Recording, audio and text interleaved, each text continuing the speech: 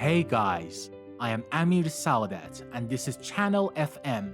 Every week, we have got a brand new awesome story podcast for you.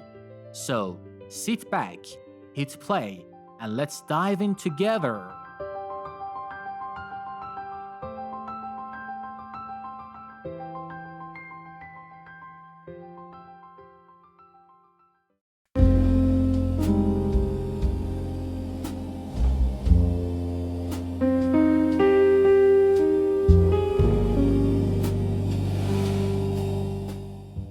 Welcome back to Shadows of New York, the crime drama podcast novel set under neon rain.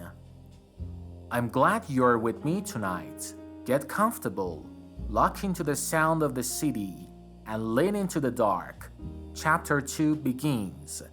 The Hotel and the Rook.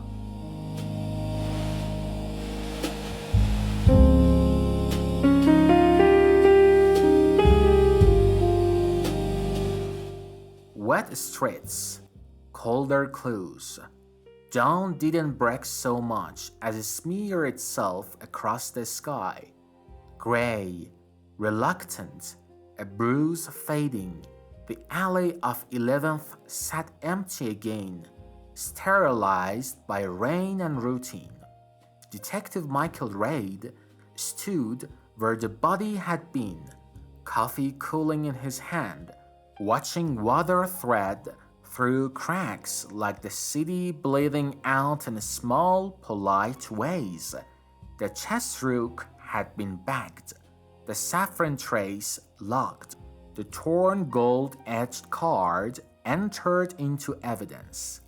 On his phone, a map, pins at the Carlton and Conrad Midtown, luxury hotels with lobbies that could swallow a man's conscience, and lighted nicely. Beside the map, a photo of the victim in the Carlton lobby, alive, an hour before she died. Michael had seen that same image in Jessica Clarke's eyes last night. She'd found it too, or someone fed it to her. The city shared secrets with those who kept asking. He finished the coffee, tossed the cup, and headed for the Carlton.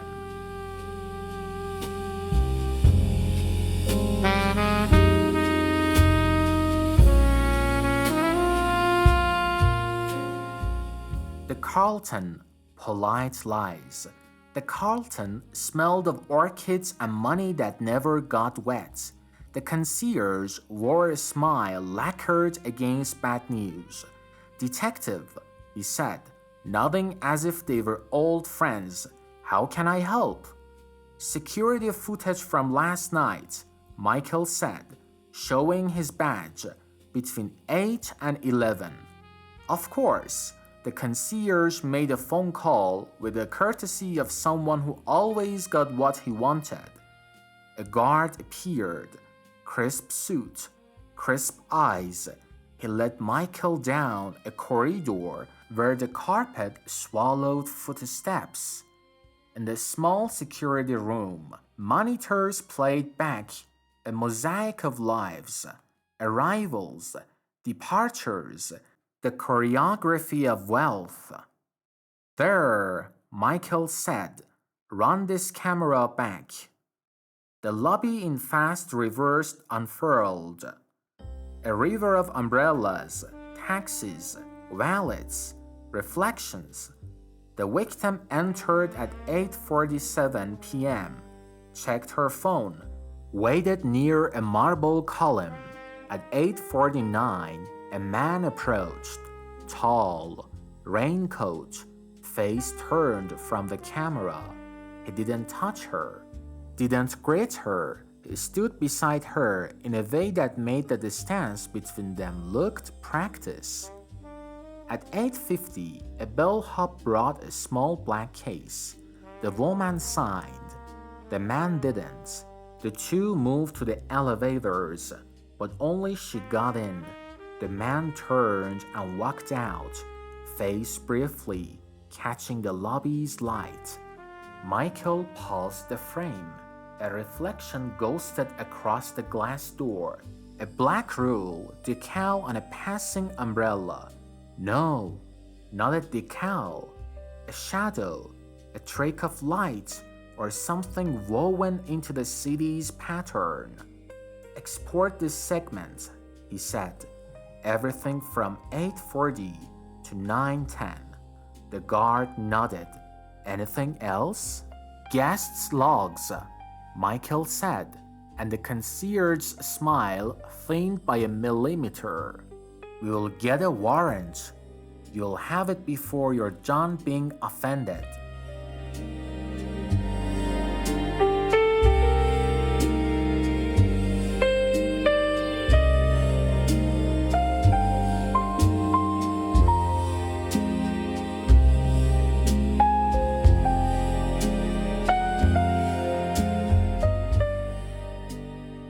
The reporters dance. Jessica Clark arrived at the Carlton 5 minutes after Michael left. Rain is still clinging to her coat in silver flecks. She shook hands with the concierge, learned nothing, smiled anyway, and pressed a folded bill into the hands of the bellhop, who'd carried the small black case. I just need to know, she said, voice warm, conspirational. Was the case heavy? The bellhop's eyes flicked toward the security camera like a reflex. Light, he whispered, lighter than it looked. Like an empty promise, she said. Like a trap, he answered, surprising both of them. Jessica stood in the lobby's glow and watched the elevators open and close, swallowing people whole, speeding them back changed. In her notepad she wrote, case, light, trap, then a second line, why saffron?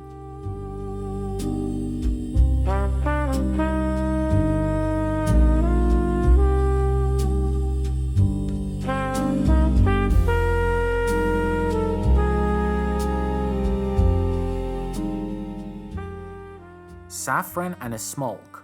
By noon, Michael sat with forensics in a room that smelled faintly of alcohol and failure. A tech pushed a tray toward him. Test swabs, a tiny weight bag of saffron powder, a report. Not food-grade spice, the tech said. At least, not the kind you sprinkle on paella. This is industrial grade, used in fragrance labs, sometimes, also in counterfeit operations where they send paper to fake aging or luxury. Strange cross-section. Fragrance, Michael repeated, like perfume. Or like a very expensive lie, the tech said. Also, we found trace gold leaf on the torn card. Think embossed boutique business cards, old school craftsmanship. There in Manhattan Dew fragrance, gold-edged cards, and money-hold hands, Michael asked the ceiling. Upper East Side, the tech said. Not looking up, Michael thought of Daniel Morse without wanting to.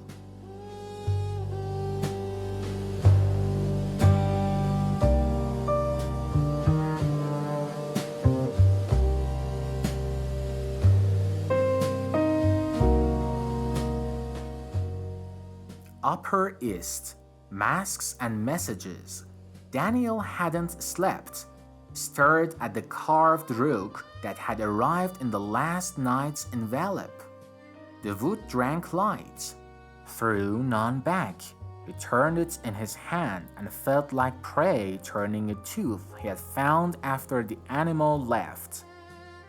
His assistant buzzed. 2 p.m. with Elias Voss, she said. You asked me to confirm. Right, Daniel said and swallowed. Voss ran a consultancy that dealt in sourcing rare materials for high-end packaging and scent brands. Gold foils, custom papers, exotic aromatics. He was the sort of man people hired when they wanted something to look like more than it was. They met in a private room of a cafe that pretended to be modest with polished conviction. Voss wore gray like a threat, tailored, blurred at the edge by charm. "Daniel," Voss said, shaking his hand, "you look tired." "Long week," Daniel said. "I need a name." "Don't we all?" Voss said. "What kind?" "The kind that sells industrial saffron and doesn't file taxes like everyone else." Voss smiled. "Saffron is a perfume's most manipulative cousin. Too much and it's vulgar. Just enough and it feels like money. Try Garen's Atelier, near 68th. They finish boxes with gold-edge gilding. They send paper for clients who want their brand to smell like an inheritance." "And if I needed something of leisure?" Daniel asked, having the way the words fit his mouth. Voss's eyes warmed. "Then you are not asking as a lawyer?" "No," Daniel said. "I'm asking as a man who got a Rook in the mail." Something like respect flecked across Voss's face. "Then you don't need me. You need a priest."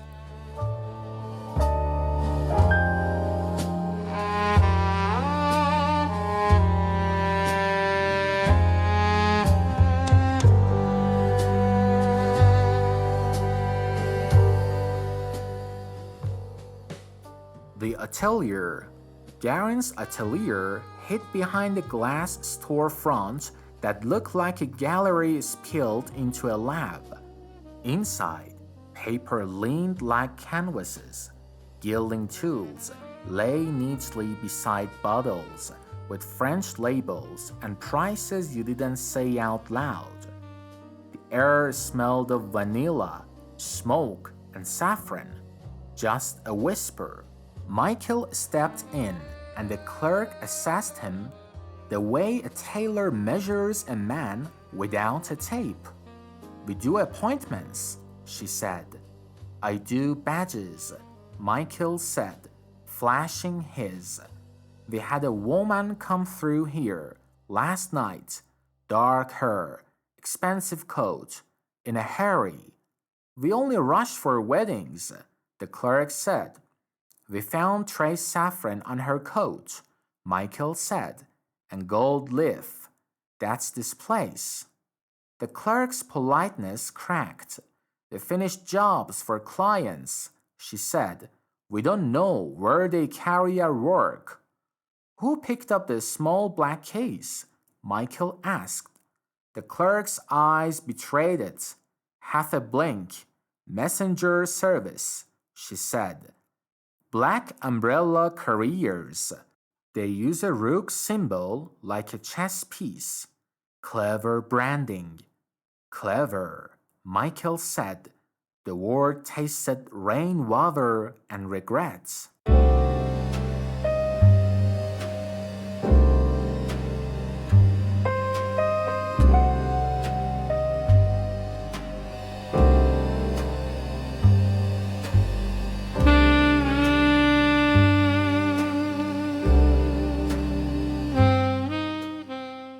Black umbrella.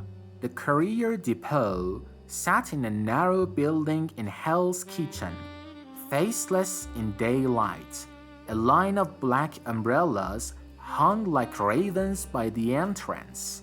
Inside, men and women moved packages with the grace of people who didn't want to be remembered. A supervisor met Michael in a room with a camera that pointed nowhere. "We are a same-day courier," he said. "Reasonable. Law firms, ateliers, galleries." "Who hired you last night?" Michael asked. Pick up at Garen's. Drop near the Carlton lobby. The supervisor pulled up a log. Client masked behind a routing hub. He said, "Paid premium for privacy. We never saw a name."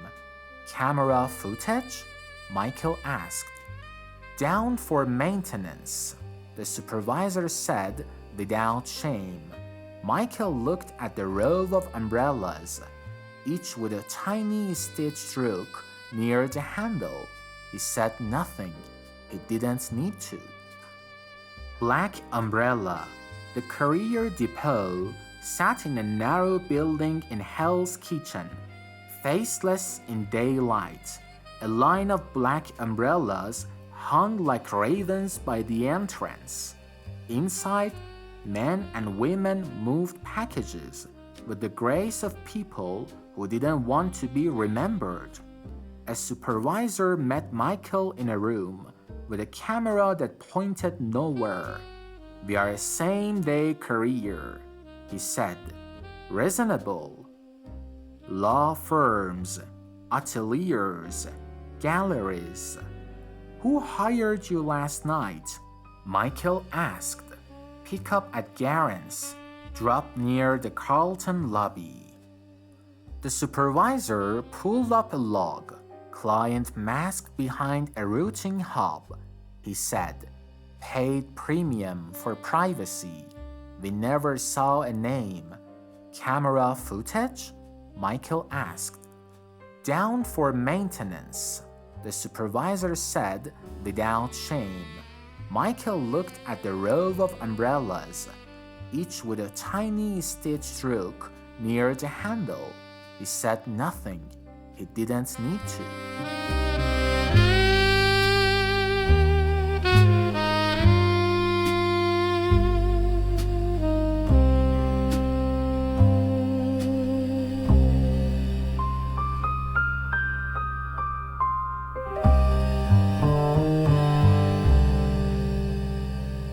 The Reporter's Edge. Jessica watched the black umbrella entrance from across the street with coffee that had cooled into disappointment.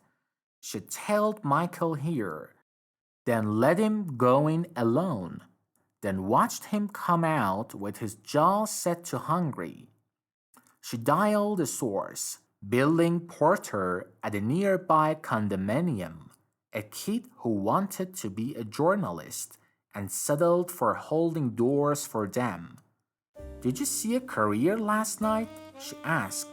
"Black umbrella, Rook logo." "Yeah," he said. "Dropped at card case for Daniel Morse, room 2204. The guy tipped like he was apologizing." Jessica's heart changed gears. "You sure about the name?" "They sign in downstairs, miss. We live in a city of signatures." She ended the call and stared toward the sky where the upper east glass bit into clouds. Daniel Morse. She could build a story with that name, or she could burn alive.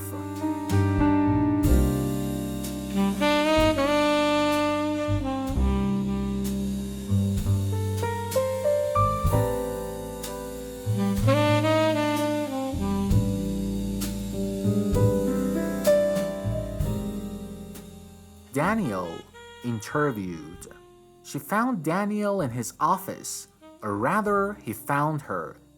As if the lobby had warned him, as if the walls carried gossip like blood carries oxygen.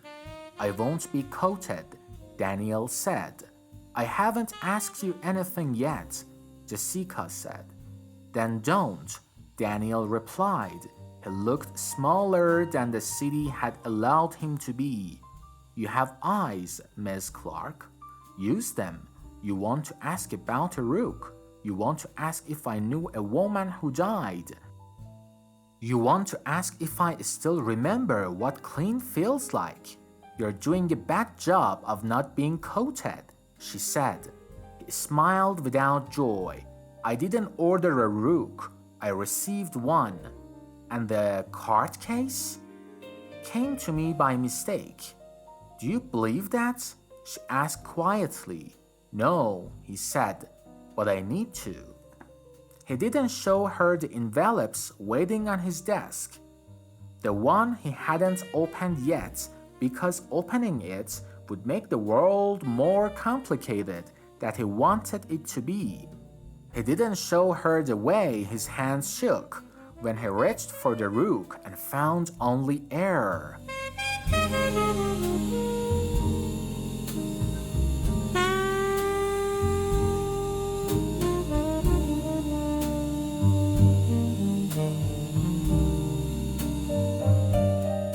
Tommy's errand.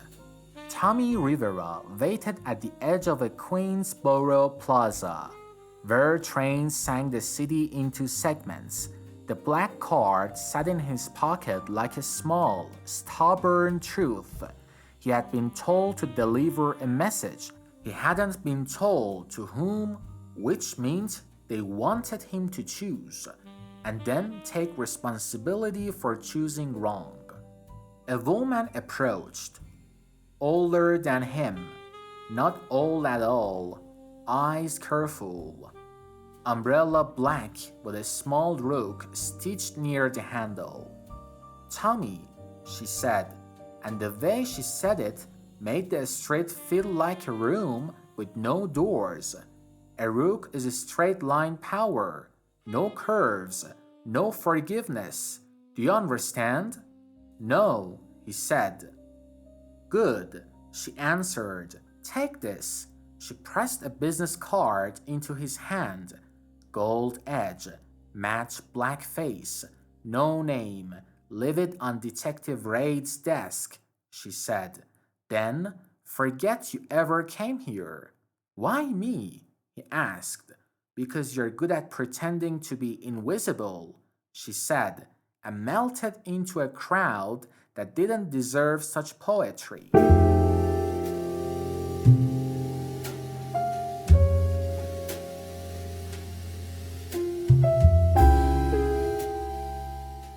The second body. The call came at 6:12 p.m. A voice that sounded like it had practiced neutrality in a mirror. Another alley, another woman, another Rook, this time in Chinatown, behind a shuttered herbalist shop whose window held faded posters of ginseng and saffron. The scent in the air was the ghost of a market day. Michael stared at the Rook and felt the pattern sharpen. The wound matched, clean, surgical, a puncture that suggested precision more than rage. No ID again, expensive coat again, under her nails, the faintest trace of varnish and gold. Same hand, the ME said, same brain. Different borrow, Michael replied, but same game. A CCTV camera over the herbalist sign blinked like it was trying to remember. Michael turned to the shopkeeper who had found the body. Did you see anyone? The man shook his head. Just umbrellas, he said. All of them black.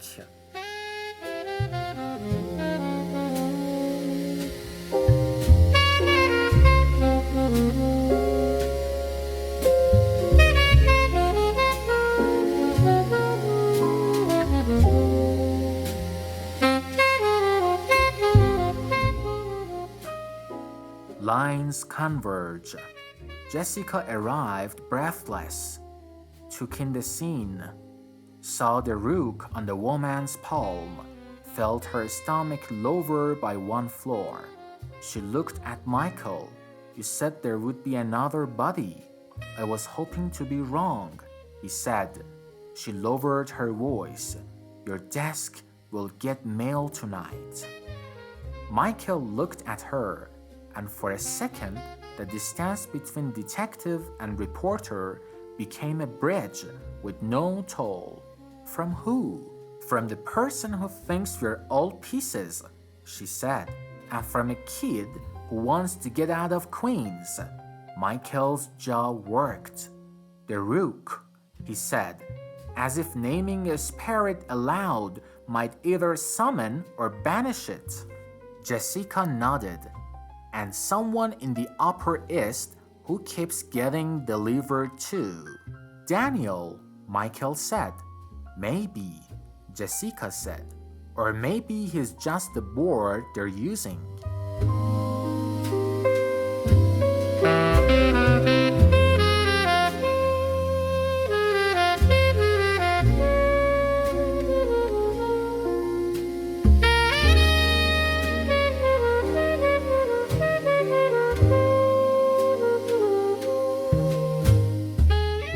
Night mail. At 10:03 p.m., a security guard with a slow walk and a good heart found an unmarked envelope on the edge of Michael's desk. He locked it like he locked everything the city teaches you to notice. Michael slit it open and slid out a single rook, black as a sleep. Beneath it, a card with a sentence embossed in gold leaf. "When the board is wet, straight lines win." He flipped the card. The back was blank except for a scent. Saffron. Faint. Deliberate. He stood at the window and watched rain braid the night, and in the reflection he saw a man who had run out of excuses to be careful.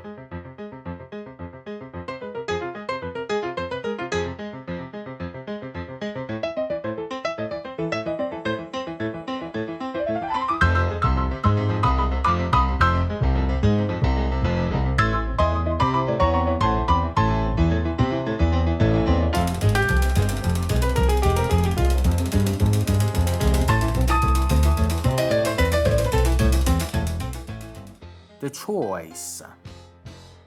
Daniel finally opened his envelope. Inside, a photograph of the first victim standing at the Carlton with a smile that looked like it had been borrowed from a better day. On the back, Dan, written in pen, the rest of the name torn away, as if the paper couldn't hold it. A second line, "Return what isn't yours." He set the photo down and picked up the rook. It was heavier now, or he was.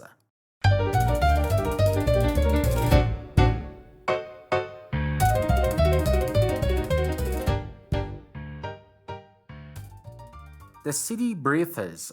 Tommy lay on his bed in a room that didn't care if he slept. The sounds of queens climbed through the windows and sat on his chest. He had delivered the card because men with Rook umbrellas had told him to, and because he was good at pretending to be invisible, and because he wanted to live long enough to be seen by someone who wasn't trying to sell him a future he couldn't afford. He closed his eyes and tried to dream of a place where rain was optional. The city laughed softly.